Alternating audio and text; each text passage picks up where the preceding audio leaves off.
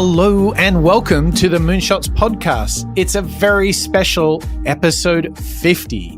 I'm your co-host, Mike Parsons, and as always, on this very special anniversary, I am joined by the man himself, Mr. Chad Owen. Good evening, Brooklyn. Hey, I'm in Manhattan this afternoon, Mike, but 50 episodes. Can you believe it, Chad Owen? 50 episodes, and we've got more ideas, more innovators to decode than ever. Like, the list of future shows is off the chart. It has been so much fun. And Chad, it's crazy that no matter what area of study we go into, investors, founders, artists, creators, architects, designers, the lessons, coaches. Yeah. Isn't it crazy? Like, they all have, there is a hidden code of behaviors and mental models that they all use. And I'm just blown away on this architect series, how we're seeing how closely aligned the patterns of success that they use to do amazing things. They're so close to radically different industries. Mm-hmm.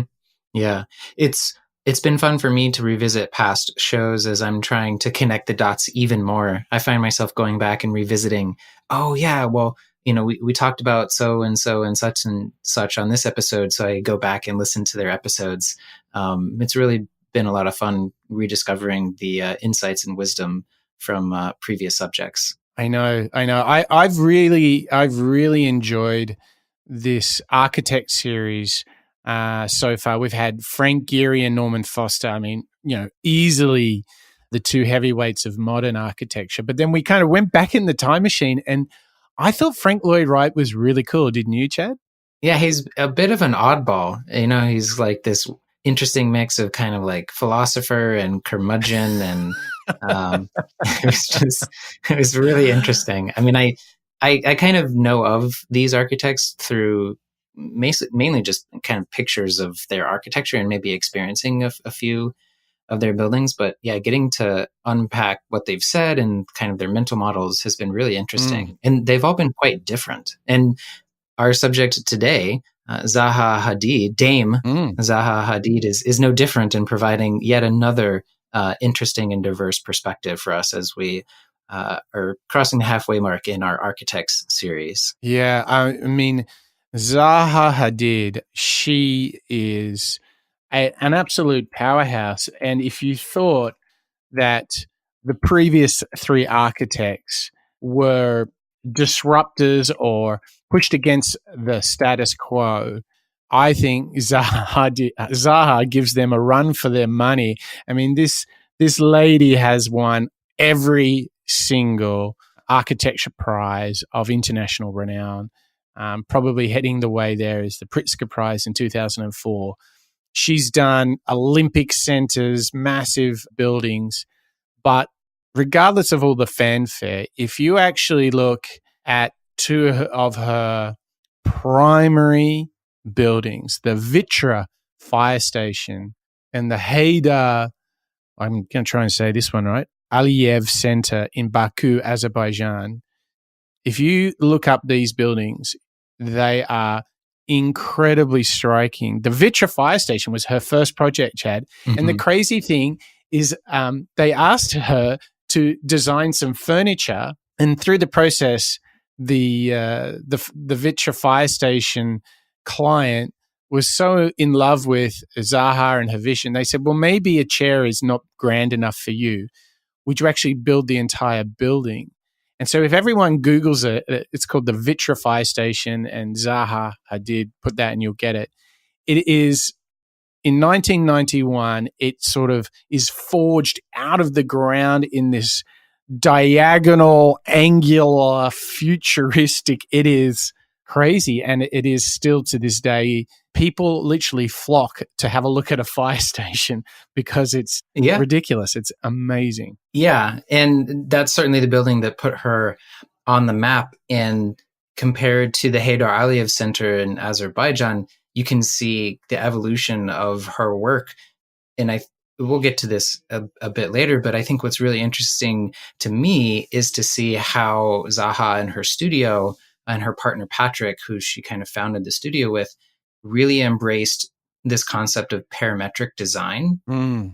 which means, using algorithms and computer aided design to help kind of pre-test and engineer these really wild, organic, free-flowing shapes that you would never think could work as a building, at that scale. And yet somehow she and the team make it work. And you can look at many of her other buildings and see the evolution of this style. Like you mentioned, her studio designed and built the London Olympics Aquatics Center, which was featured in the 2012 Olympics. And there's so many more buildings, far too many to list, and they're all over the world: Michigan, Scotland, Seoul, South Korea, Beijing, Belgium, Cincinnati. there's not any place that she hasn't built. Yeah, and obviously, being a woman in architecture, which is notoriously a boys' club, she put her signature on not only those buildings, but I think in the industry overall. So I'm really excited because this show we've got a lot of good stuff. We've got some thinking and inspiration from her around leaderships, how she approached certain buildings. So I think there's a couple of really cool insights there, and actually some of the mental models that she's used. And so it's a real treat for our listeners today because we've got the opportunity to decode one of the bravest, most resilient innovators of recent times. Unfortunately, Zaha Hadid is no longer with us, but her work certainly is. Her legacy certainly is. So, Chad, Owen, I am ready to rock and roll. Where do we kick this off? Yeah, and so Zaha is Iraqi-born, and she's still got a pretty heavy accent. So some of these clips, Mike and I will help kind of put some more context on what she's saying if you don't have the luxury of going back and re-listening to them. But yeah, we've got some really great introductory clips about Zaha and her work, and someone that we have heard from before on this show talking about here. So here's an introduction to Zaha. She's regarded as one of the industry's best. Was the first woman to win the Pritzker Prize, architecture's highest honor. One of the most prolific and lauded architects of our time. In the last 10 years, there's been a very, I think, ambitious project by many cities. Architecture became really a way to represent cities. Therefore, the ambition has heightened. She's an engineer as well as an architect. That hasn't in any way detracted her beautiful aesthetic sense, but it has given body to her work as well. She knows what she's doing. Zaha recognized early on that the computer could be used as a drawing tool. It could help you invent new forms and shapes. What an extraordinary contribution she has made to architecture. It is really amazing to kind of be able to create a kind of a space. If you have a concept, it could apply to many layers, to a very small thing and to a very large thing.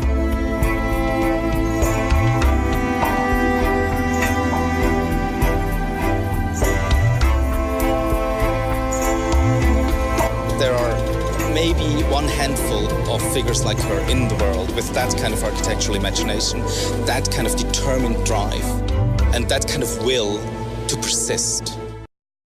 The will to persist, that is so Zaha. And when I think of how that relates to the founder's journey, or even if you're a corporate executive, like seeing things through, like that's what it really takes. Hey, Chad. Yeah, in this interesting description of her as an engineer, an architect, an artist, this kind of Renaissance woman archetype, if you will, is very interesting, and something that we've seen across many of the people that we've profiled is that they're not, some of them are singularly focused on one thing that they're doing, and others actually, split their time and attention and focus in these cross disciplines.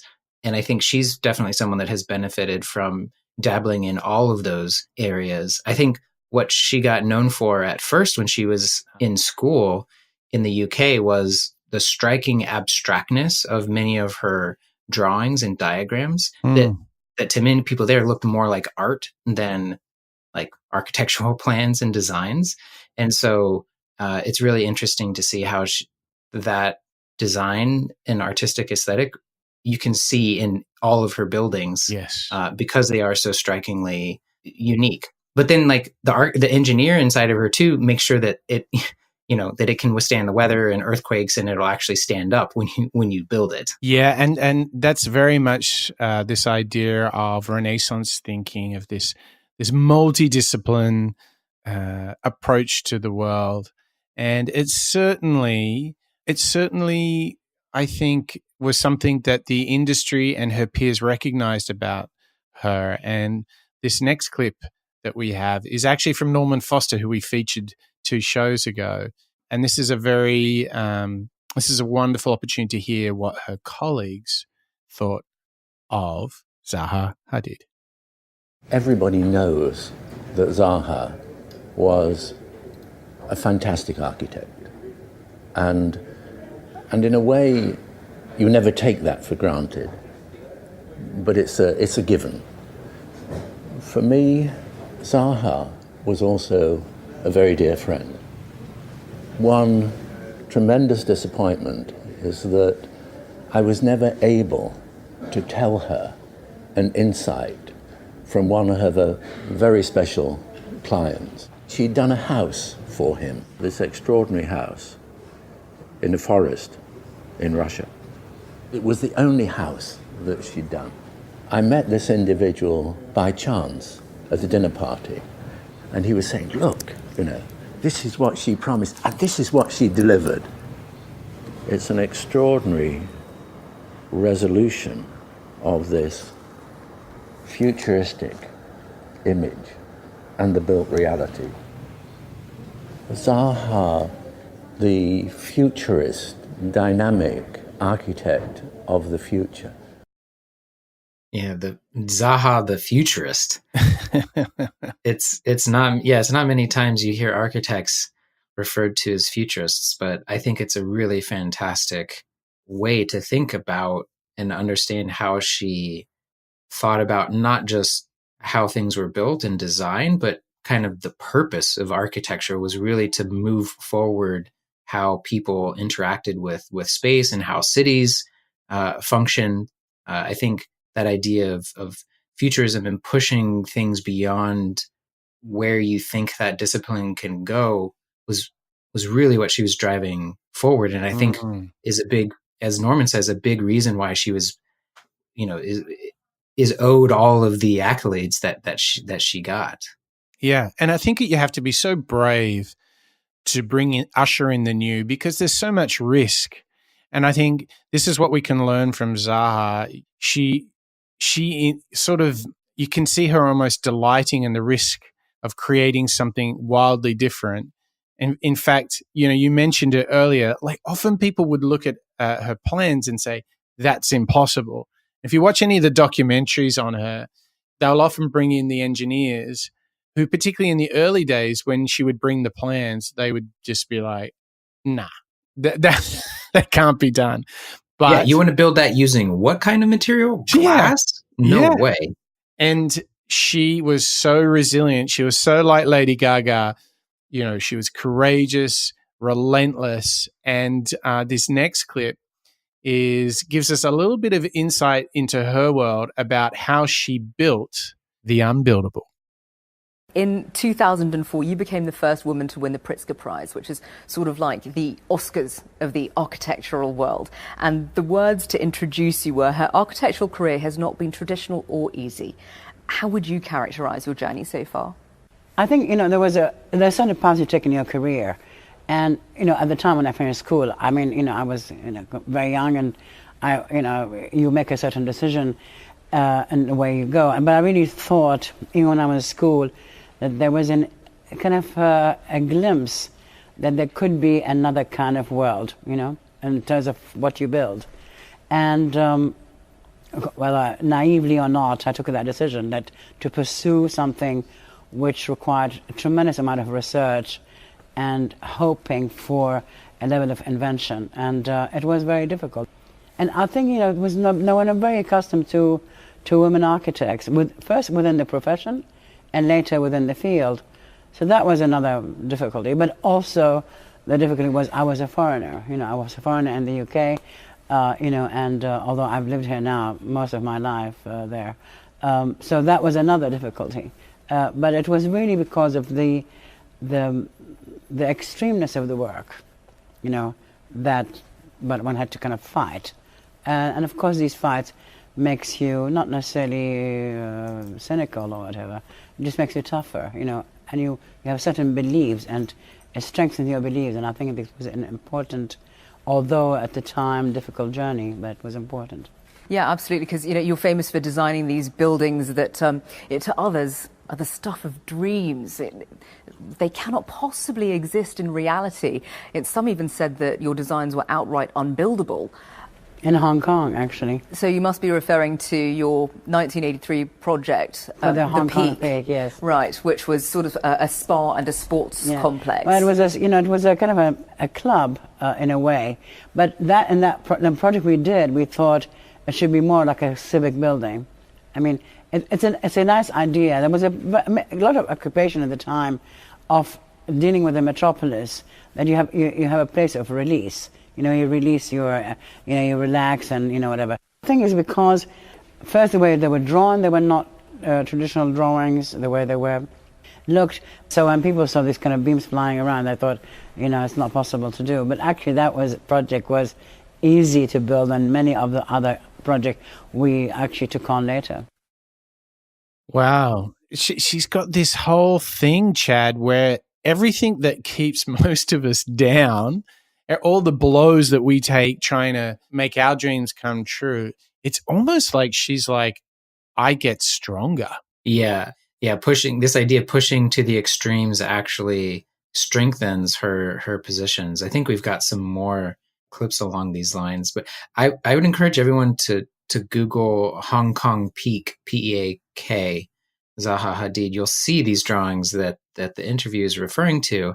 They look kind of like Picasso or Cubist paintings, like not like architectural drawings that you would submit to an engineer to figure out if you can build it or not. And it's really interesting. Like, she was kind of even ahead of her own time. She's talking here about, well, all the other buildings that we made were actually harder than this one.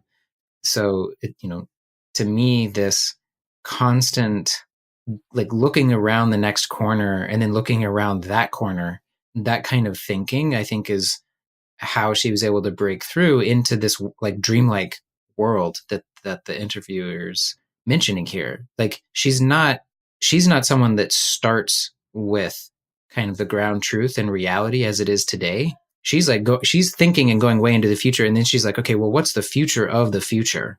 Like, I want to build that. and what I'm getting at, what I'm taking away from this is that's actually a really interesting insight into how we could put ourselves into that 10X or moonshot mindset. Because many of us kind of look at, we do a lot of research and we kind of survey competition and what's going on today, but that may actually not get us to where we need to go. We need to take extreme viewpoints, and then we need to take extreme viewpoints from those extreme viewpoints. And then that's how we're actually gonna get there. So I'm really encouraged by her and just her willingness and comfort to just push very far, like, beyond the next horizon. So how do you think we can use this idea of pushing yourself to the edges, encountering pushback and disappointment, and it making you stronger, Chad? Like, how do we make that turn? For those of us who are like, I'm trying to do something great, it's very easy to get fed up with things because you've just been trying and trying. What is the turn that she uses, and what could we use to make that shift? I think from her ability, like, this grit and resilience comes from her life experience. She mentioned, I'm an immigrant, I'm a woman. I think her constantly persevering through that built the resilient, work ethic that she has. So in some ways, I'm kind of saying, well, you just got to push through the hard work to build the resiliency. And that seems maybe a bit like a cop-out of an answer. But I think she's not someone that so stubbornly stuck to her opinions where she didn't allow outside influence or her ideas to be tested, because, she still had to get approvals and had to, go by the engineers. And so, but she was willing to put out those extreme ideas and not kind of keep them to herself. And because she kind of let those extreme ideas play out in kind of public discourse, she's able to kind of slowly over time win people over to her side and being like, well, actually, let's try it. Let's see if we can do it. Okay.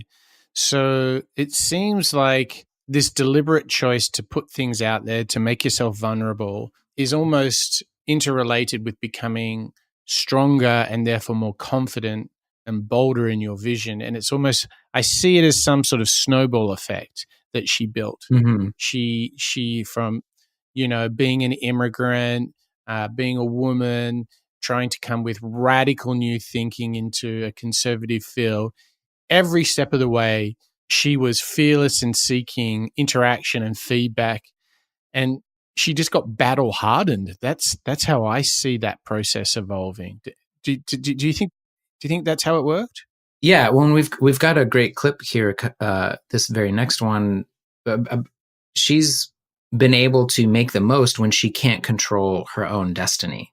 So rather than get fed up or give up, she instead there's that Stoic idea of the obstacle is the way, where the thing in which you're struggling against is actually the way that you will get through it. And I think she's definitely kind of maybe an unknowing participant in that. Stoic. Yeah, exactly. But here she is talking about making the most when you can't control your destiny. Zaha Hadid is one of the most interesting architects in the world. She is sometimes called architecture's one and only diva. She's a leading member of the avant-garde of architecture. She won acclaim at age 33 for her design of the Peak Club in Hong Kong.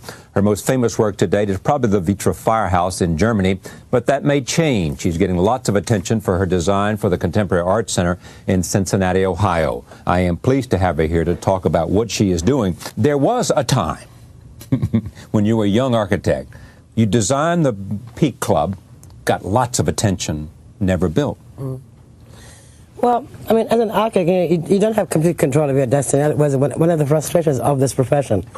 I won the Peak Club literally at the time Margaret Thatcher went to China and that whole thing with Hong Kong kind of vanished. And the whole market collapsed.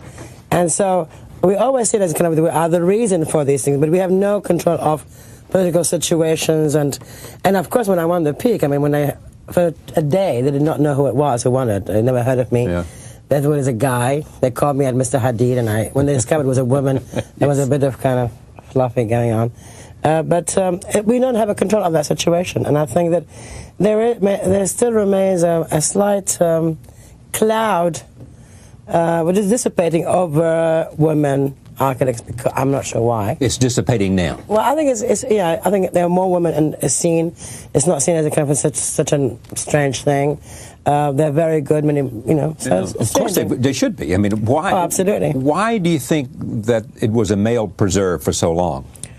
People ask me this all the time. I have no idea. It doesn't make I'm not saying it's an interesting question, because I actually don't have a particular explanation for it. I think it's not just the thing with architecture is that the profession is mostly male, but also the related industries are male dominated. I mean, whether the contractor's world or the developer's world or whatever it may be, it is, like the trade is mostly men, but I think it will change like anything else, I love her pragmatic view on things. Like, even when discussing these great challenges, she's like, yeah, it was tough, but I just kept going. Like, she's not, I don't know what the word is, but she's not dripping in this highly emotional, hands in the air, you won't believe it. Stoic. This is all about, stoic. I just got on with it. Yeah. I can't control these things, so I'm just going to deal with it and do what I can take charge of the things I can control and really push for them. So she's like, well, no one can tell me how to design something. So I'm going to put out all my crazy ideas and maybe one of them will stick. Yeah. And don't you find this idea of of just worrying about the things that you control and worrying a lot less about things that you cannot control? I have found this to be a really powerful thought that I could do a better job of remembering that. Oh, so in a way, Zaha is reminding me, like, dude, just focus on what you do and what you can control, right? Yeah. I mean, you and I were talking about a specific work thing that's been going on. And yeah, we could get upset and hem and haw, but ultimately it's something that was, not our choosing. Someone decided to go in a different direction, and we have to make the best of that. Yeah. I mean, we could waste the rest of the week and complain and get upset and sad and drink away our sorrows. But what good is that going to do us, Mike? Yeah. And also, like, you win some, you lose some, but the winners keep going, right? Mm-hmm. Yeah.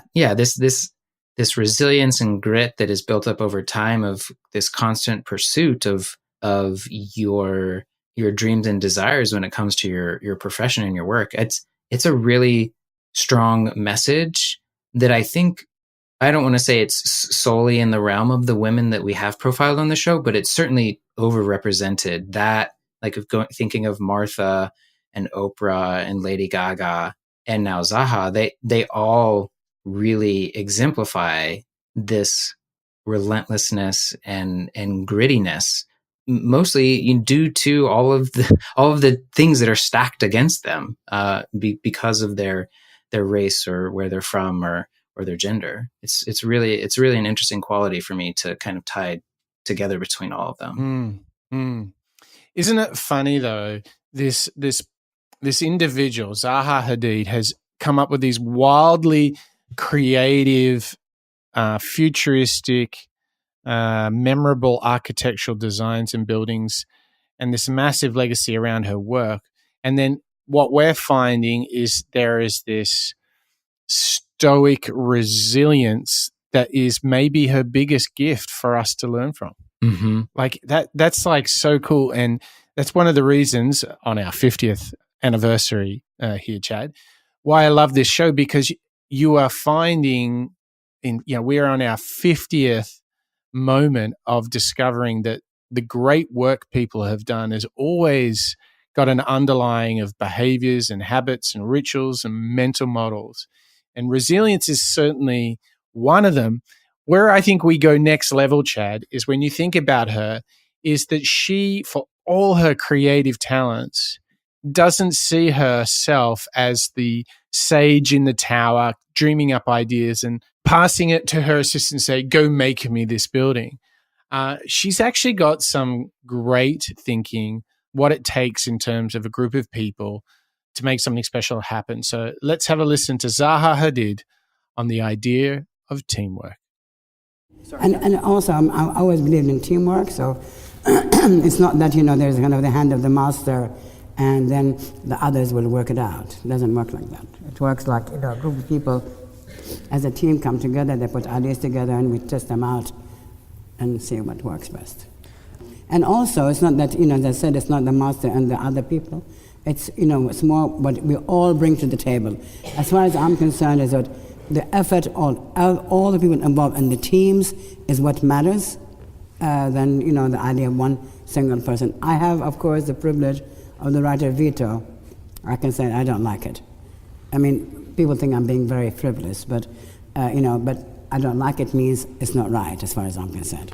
But there's arguments all the time between especially me and the senior staff, and I think, but of course, I always want to push the idea as far as possible to get a very good result.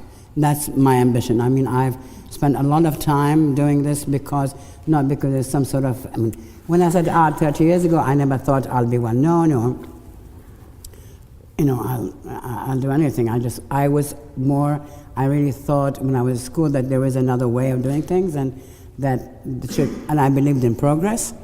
And I think that if we do enough research and we can push the envelope and we can get better results. And that's what I wanted to do. Yeah, there's this interesting, I have this mental picture. I think her studio is over 400, maybe even close to 500 people today. There's like an impassioned group of architects around maybe some models or printouts of designs. I'm sure they're using 3D printers now. And Zaha is there, like, in a very Steve Jobs like way, like, I don't think it's good enough. And maybe that's true, but I think really what she's trying to push the team to do is just to make it better. Like, it may have been really great to begin with, but this idea of pushing the idea as far as possible is a very interesting leadership model, and something that we have seen in others. We don't maybe have kind of the in-depth kind of anecdotes, from biographers that we're talking about Steve Jobs, where he kind of comes off as a bit of a jerk. I think Zaha is maybe a little bit more just as firm, but maybe in a gentler kind of way. Yeah, the velvet hammer.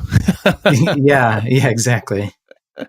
Yeah, and I think what you sensed already is when she was having her right of veto and saying, I don't like it, that was code for push further. Like, it wasn't so much her personal whim. It was a challenge. Yeah, I know you can do better. I know we, the team, can do better. Right.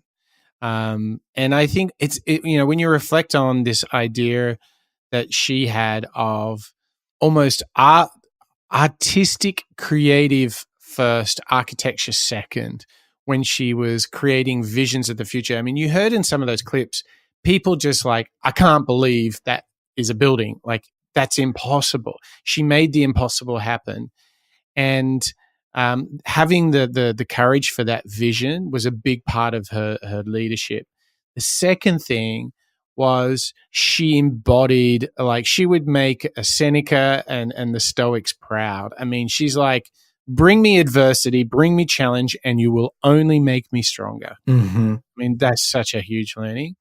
And she continually challenged teams to push the ideas that they had further.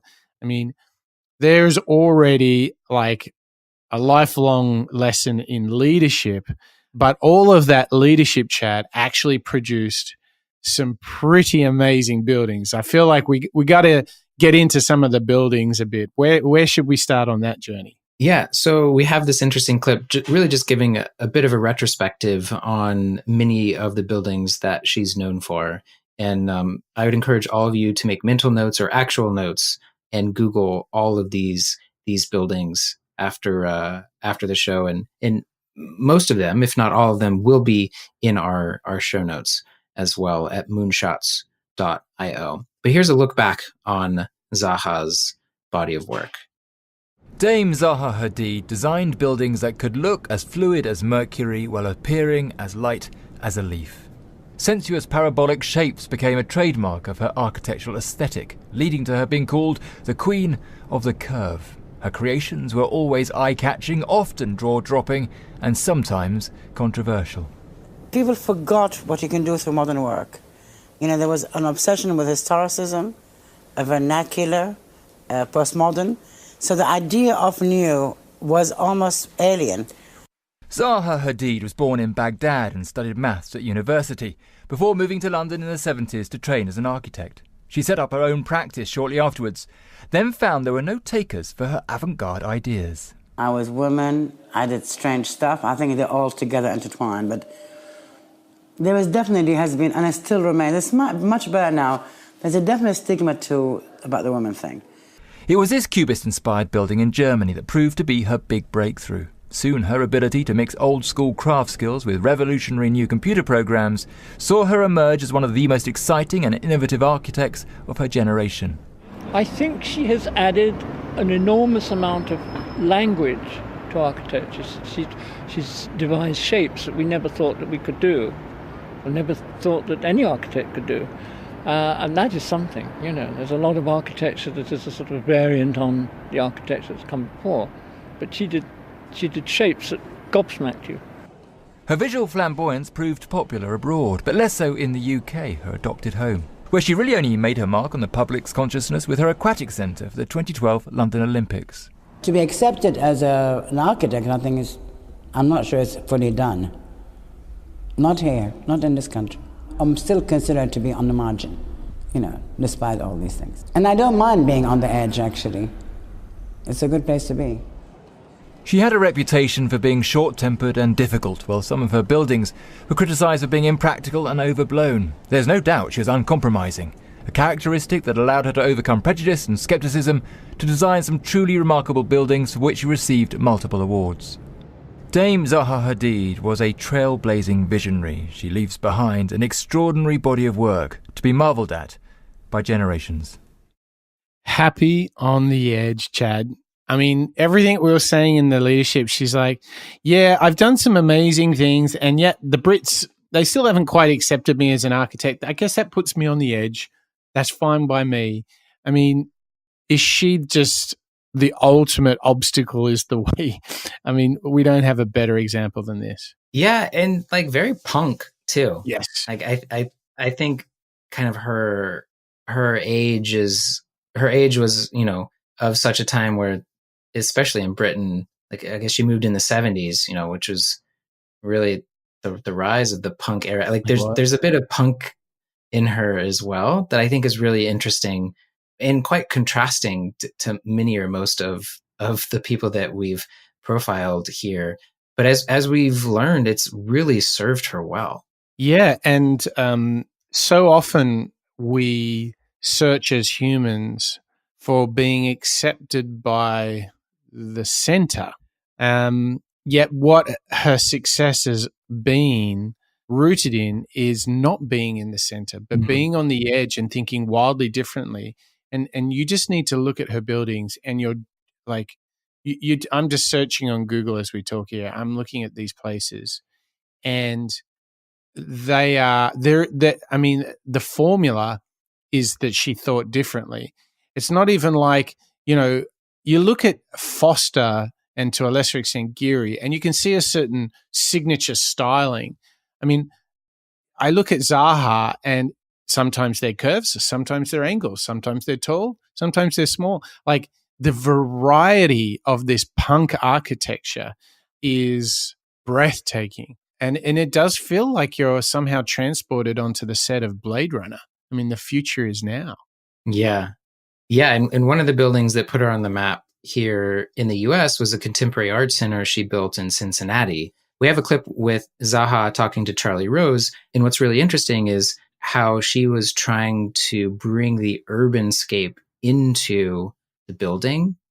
So as you were moving through the building, it kind of brought the urban landscape inside of it. But let's get to Zaha and Charlie talking about the Contemporary Art Center in Cincinnati. So what's the challenge here? First of all, you're an artist and you love contemporary art. Mm-hmm. Yes? Yes. So this is interesting because you're going to design a building in which there is an engagement between somebody who comes to this public building, the Contemporary Art Center in Cincinnati, and art. And more than that, this is interesting because you want to, the curator, the head director wants to create a building where artists will design, will create art for the building. For the building, yes. Which has to do with space. I mean, what is interesting about this building is it's not a collecting museum. It's a borrowing museum, basically. Right. That means that... they're running exhibitions in and out. It means that they need tremendous flexibility on one hand, but they also need an identity, as a kind of as a figure. Also, I think that these all these projects need a civic aspect, which you say, what does it do for the city? What is the feedback to the city? And therefore, this project was seen as, the ground floor, for example, is seen as an extension of civic spaces in the city.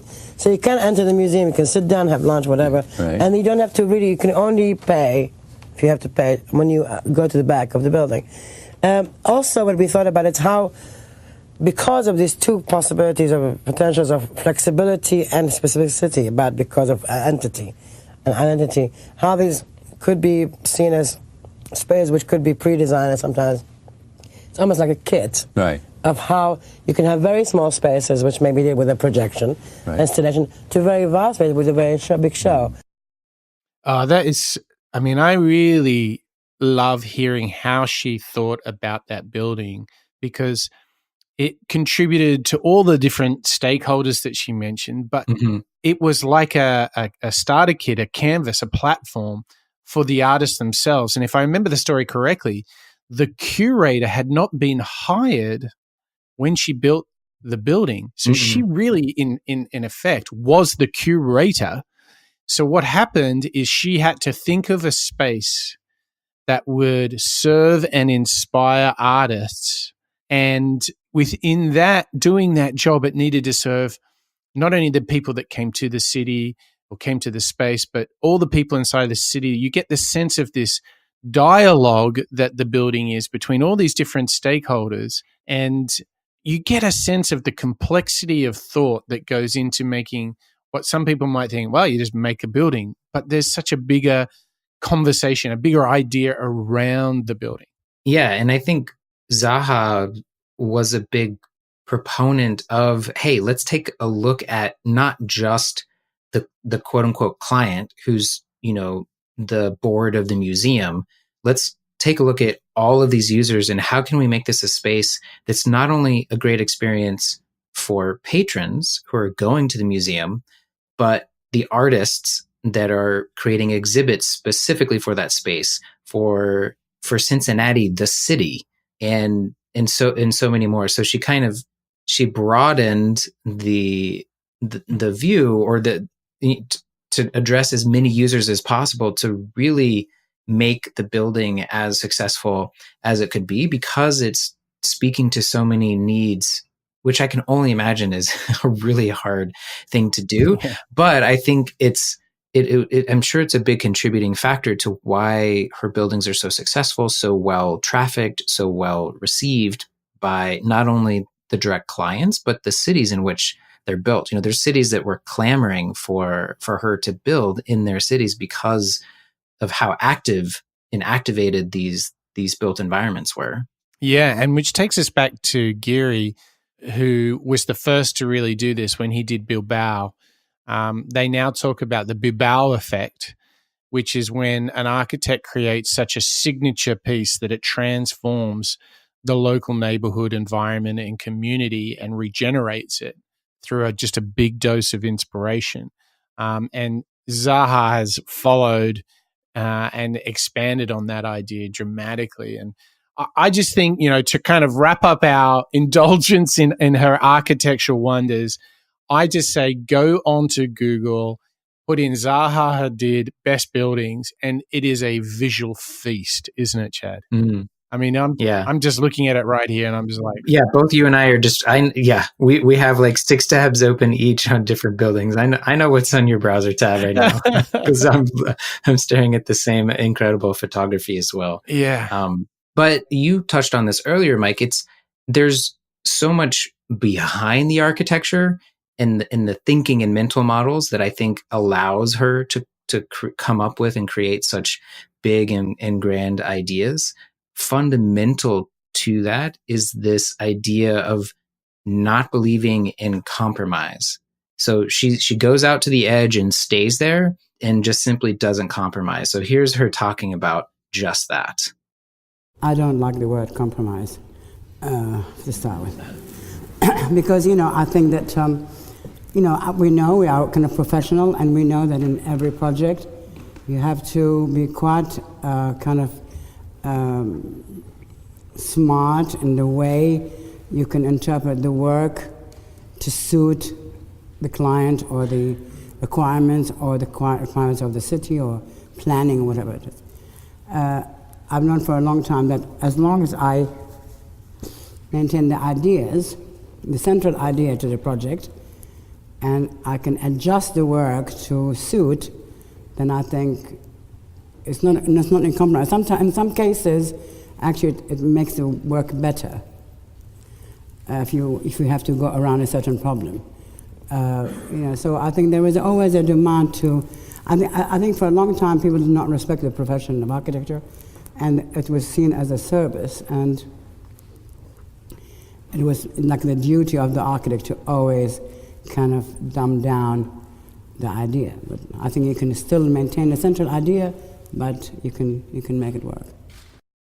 Now, what was really interesting about her comment about going around problems can make projects better is, I don't even know if she realizes, but her specific thinking as to an architectural project directly mirrors her whole life philosophy of being stoic, living on the edge, being tougher through adversity. That directly comes back in her work. She says, actually facing the challenges with the clients and the constraints, this actually makes the work better. I'm not even sure if she realizes it, but it's a huge correlation. Yeah, who knew that this would become the Stoicism show here with Zaha Hadid?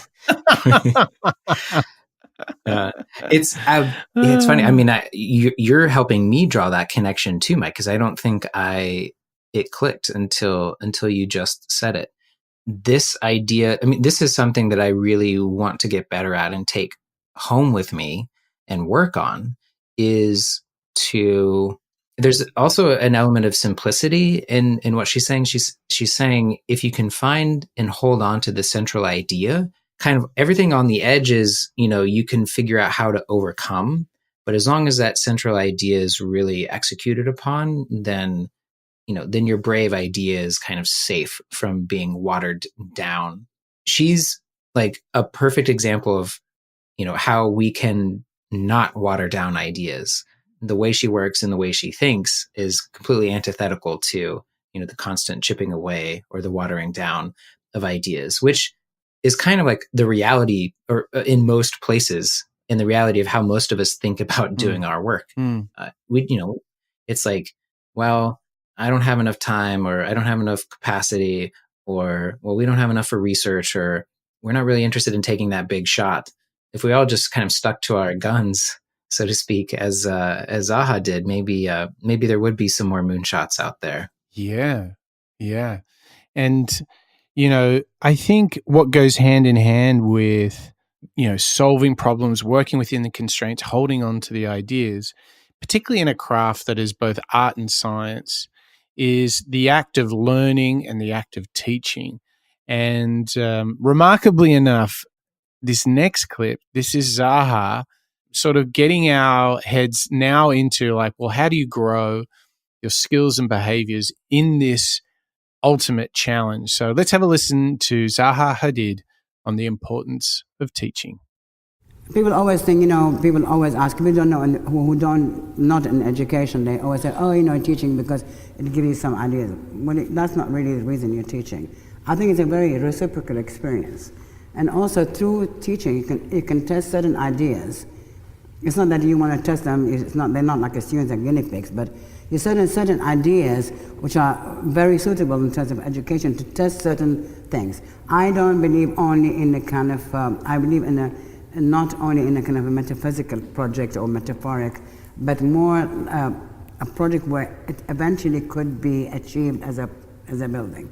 And I think it was very important for me when I was a student that this idea of pushing certain ideas which seem quite extreme to the mainstream was the most important. So I think testing and these ideas in schools are very exciting, and I believe also that people in the profession should also teach, because there should not be this big gap between the student body and the profession. They're not necessarily two worlds. The realm of ideas and the realm of practice should be very similar or connected, and that's why I like teaching.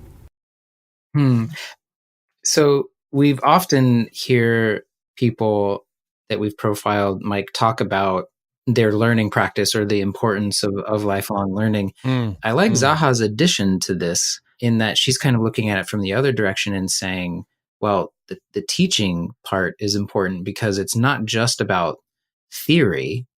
So we can learn all day and learn all the theory, but if you're not putting it into practice, then it can get lost. And so it's interesting. And I think she's also kind of saying that she learns best through teaching, because she can throw out these wild and crazy ideas to her students and kind of see what they do with them. So maybe some of them take those ideas and run with them. And she's like, oh, okay, so this thing that was only like an idea or theory in my head, I infected my students with this idea and they went off and actually, a few of them were able to pull it off. So it's an interesting way for her to kind of test out her ideas at scale with her students. I think it's really fascinating. Yeah, and I love how she gave a little reference that teaching is reciprocal.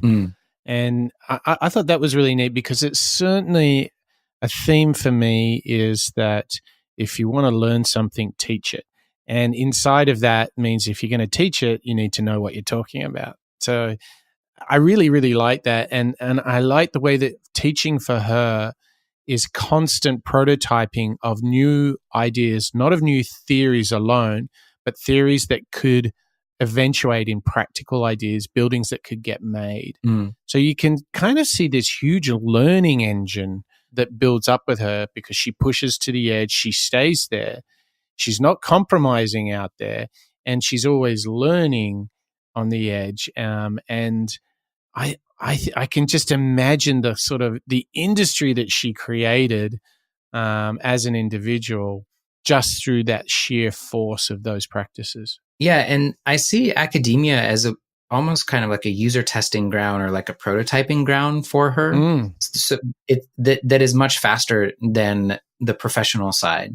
All architects know that building grand buildings just takes a lot of time. You got to find a client, you got to design it, you got to be sure it can be engineered, then you have to build it, then you have to, be sure that it meets spec, and then finally people can occupy it. And for some buildings or built environments, it can be like 10 years, if you're building a new medical school campus or a hospital or something. But Zaha's kind of found like a hack where she's been teaching for, I think she said, her entire professional career. Like as soon as she graduated school, she turned around and started teaching. She can just test out her ideas in front of students and she gets immediate feedback, kind of within the semester. She'll see what studio projects her students are doing, and she can get that very rapid feedback. I'm now trying to figure out how I can get back into teaching so that I can throw out some wild and crazy ideas to get that feedback. Yeah. Because I think hopefully our listeners know at this point, you and I are a bit addicted to that user feedback. Oh, yeah. When it comes to the products and services and stories that we're creating together. Yeah, this using academia as this kind of prototyping of ideas environment, really fascinating to me. Yeah, very, very, very energizing. And what's particularly important here is what I take away as an entrepreneur is to be in perpetual testing. Like never get too comfy with the status quo. Always be testing, get new insights, get new learnings, fail a little bit, learn a little bit. And I'm sure that ended up being such a great source of her inspiration, because you look at her portfolio of work and it is breathtaking. It's not like she's got one hit. I mean, she's just back to back. Everything is just dramatic, futuristic, jaw-dropping. It is an incredible body of work. But, that learning process was the key technique. But we wouldn't be signing off the show if we didn't come back to her signature behavior. I mean, we got the learning thing down. We got going to the edge down. But I think, Chad, we might have a clip that really speaks to the heart of Zaha Hadid, don't you? Yeah. This relentless, gritty perseverance through adversity, which, has forged this incredible creative career of hers. Yeah, here's a great clip from Zaha talking about how to turn our weaknesses into strengths. But they do, I think the world generally needs women in it because they do have a different view. I had no sort of a role model, so to speak, as a woman, for women. So, and also I didn't have to really be like all the others because I'm not a man and so on. So that gave me a lot of freedom and liberated me, and that was really important. But of course, on the other hand, the other problem occurs is that you have the people don't at the time do not think women can do certain things, which is also stupid. I mean, I think through knowledge and skill, you begin to have more confidence. And I think it's the confidence that allows you to persevere in that world. I mean, I think that women are still marginalized, but it's much better. But it's still quite difficult. I mean, I think that, I find now that lots of women in my office who they go out and have children, they do come back, and they work very hard, and say they're okay. I think when they're out for too long, it becomes more prone to continuity. I think the continuity in architecture is a big problem. You are out of sync, or with your colleagues, you don't know what's going on exactly, so you need to kind of, work harder. And that's what I did. I worked harder than anybody else. Not so that people could take me more seriously, just because the work I wanted to do required so much more research and resolution that I had to really work. We all worked very hard. Work hard and then work harder. And you can only do that if you're doing what you love. And yeah, that is one thing I know for sure. Like, you can't manufacture a false commitment. It just doesn't last. But for me, Chad, I find it so exciting to look at her work.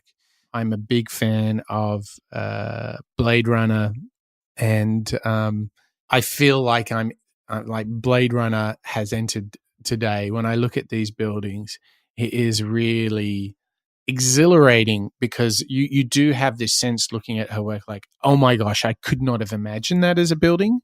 And that's, I don't know, there's a real gift in that.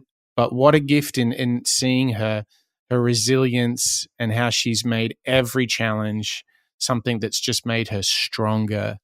And throughout that process, she's always been learning and testing new ideas and pushing edges. Oh my gosh. I mean, I'm so pumped. I have to go back to the gym now. I'm all pumped up.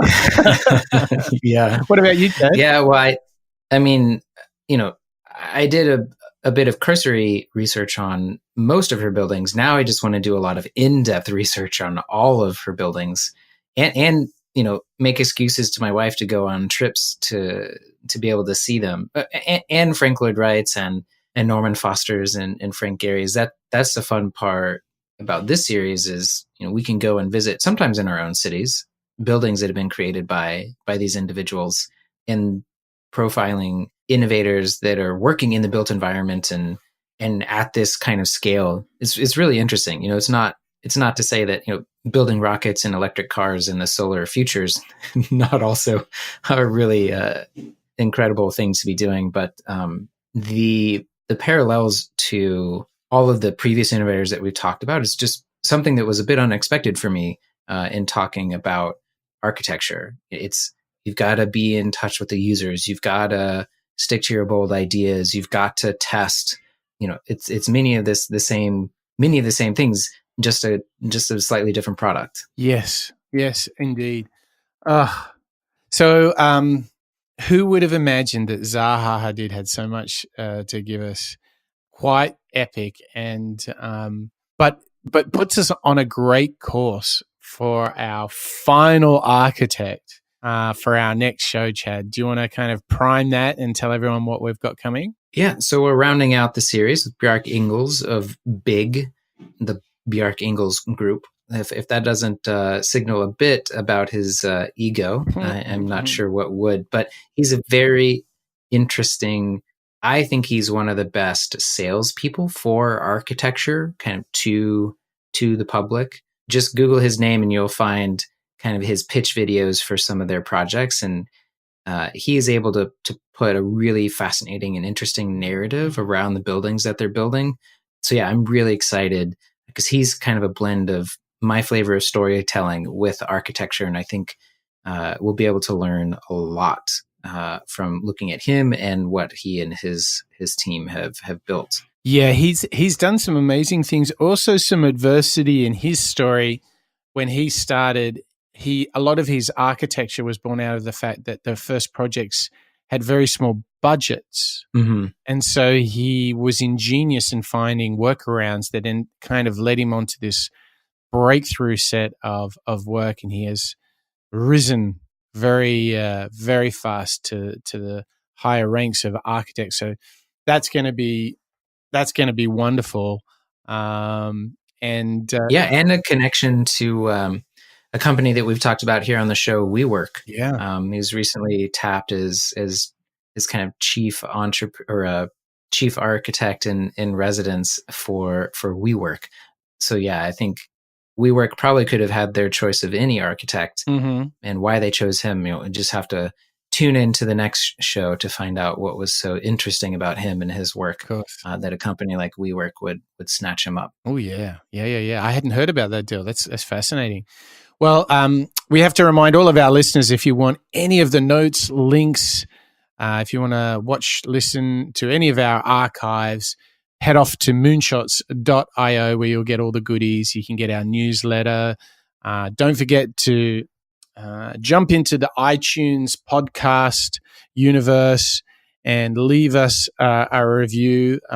We're really, really thankful for all the reviews that we've had, and we'd just love to encourage those of you who are enjoying the show, get in there, tell us what you think, share it, spread the word, and if you want any of the goodies, just head to moonshots.io and you'll find everything you could possibly want from our back catalog, Chad Owen, of 50 episodes. Oh my gosh. Yeah, 50 shows, Mike. I don't want to let that pass without giving us a small pat on the back. I look forward to recording many, many more shows with you, Mike. And for all you listeners out there, everything we've talked about on today's show and more, links, photos, documentaries, everything you can find at moonshots.io. I saw a couple new iTunes reviews come in since our last show. And so I just wanted to ask all of you, thank you to all of you who have left a review.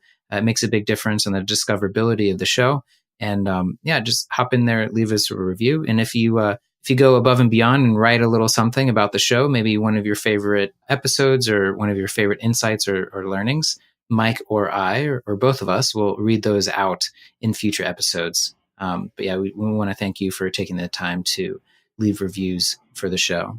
Absolutely. So thank you to you, Chad. Thank you to all of our listeners.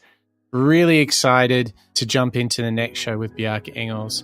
That's a wrap for Zaha Hadid, and that's a wrap for everything today. We'll see you next time.